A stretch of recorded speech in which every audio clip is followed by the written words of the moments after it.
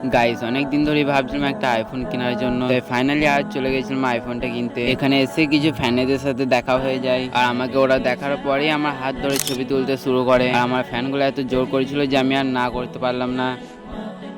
Guys আজকে সকাল সকাল বিকাল বেলায় বেরিয়ে পড়েছিলাম একটু বর্ধমান যাওয়ার জন্য। আমরা এখান থেকে বলগোনা পর্যন্ত যাবো বাইকে করে। আমরা দুজন তো এখানে চলে এসেছিলাম, কিন্তু আমরা যাচ্ছি আর একটা বন্ধুকে নিয়ে আসতে। ওকে নিয়ে আমরা বেরিয়ে পড়েছিলাম বলগোনায় যাওয়ার জন্য। বলগোনা থেকে আমরা ট্রেনে যাবো বর্ধমান। আর বলগোনা যাওয়ার আগে আমরা এখানে দাঁড়িয়েছিলাম ছবি তোলার জন্য। এখানে লোকেশনটা ছিল অনেকটাই সুন্দর। ছবি তোলা কমপ্লিট করে আমরা বেরিয়ে পড়েছিলাম বলগোনা যাওয়ার জন্য। আর কিছু দূর যেতে এখানে পানি পড়তে শুরু করে, তাই আমরা এখানে একটা চায়ের দোকানে দাঁড়িয়েছিলাম। আর পানিতে আমরা অনেকটাই ভিজে গিয়েছিলাম। পানি ছাড়তে আমরা আবার বেরিয়ে পড়েছিলাম বলগোনা যাওয়ার জন্য, কিন্তু আমরা বেরোবার কিছুক্ষণ পরে আবার পানি পড়তে শুরু করে, তাই আবার আমরা একটা চায়ের দোকান থেকে দাঁড়িয়ে পড়েছিলাম। আর এখানে আগে থেকে কিছু লোক দাঁড়িয়ে ছিল। আজকে আমাদের বর্ধমান যাওয়ার ট্রেনটা মনে হচ্ছে মিস হয়ে যাবে, কারণ আমাদের ট্রেন আছে 2:40-এ আর এখন বাজছে 2:20। আর এই ভাইটা প্যান্টটা দেখো পানিতে ভিজে যাচ্ছে বলে কিরম করে গুটিয়ে নিয়েছে। তারপর পানি ছাড়তে আমরা চলে এসেছিলাম বলগোনা। আর এত জোর পানি হয়েছে যে বলগোনার রাস্তায় পুরো পানি জমে গেছে। তারপর আমরা বলগোনা বাস স্ট্যান্ডে এসে 1 কাপ করে চা খেয়ে নিলাম। এই পানিতে ভিজে চা খেতে কিন্তু ভালোই লাগছিল। চা খাওয়া কমপ্লিট করে আমরা বলগোনা থেকে বাস ধরেছিলাম বর্ধমান যাওয়ার জন্য।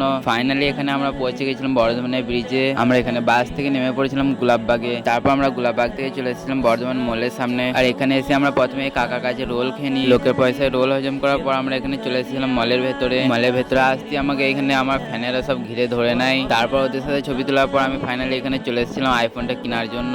আইফোনটা দেখার পর আমি যখন ভাইটাকে দামটা শুধালাম, তখন ভাইটা আমাকে বলছে তোমার অকাদের বাইরে। আর এটা বলার পর আমাকে এটা উপরে চাপিয়ে দিয়ে বললো যে বাড়ি যাওয়ার রাস্তা এদিকেই। এত অপমান সহ্য না করতে পেরে আমি বেরিয়ে চলে এসেছিলাম বর্ধমান স্টেশনে। আর আজকে ব্লগটা এতটাই ভালো লেগে থাকলে ফলো অ্যান্ড সাবস্ক্রাইব করে নাও।